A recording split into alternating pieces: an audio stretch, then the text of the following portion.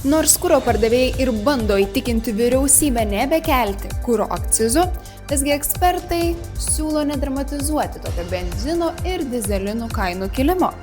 Lietuvos energetikos agentūra sako, kad sausį net ir pakėlus kuro akcizus, vis vien benzino kaina liko apie €39, kas panašiai buvo ir praeitų metų gruodį. O taip pat vis dar ši kuro benzino kaina yra viena mažiausių Europos Sąjungoje.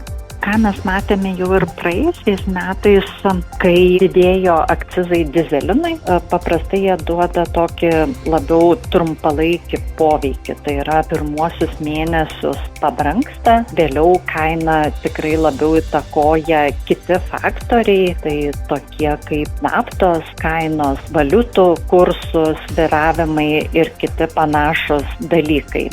Energetikos agentūros vadovės manymu, šis naujosios valdančiosios daugumos planas nebedidinti kuro akcizų turėtų galbūt nepadėti žmonėms atsisakyti to negerojo kuro, kenksmingojo kuro bei taip pat nesumažintų oro taršos, tačiau visgi galėtų padidinti Lietuvos konkurencingumą.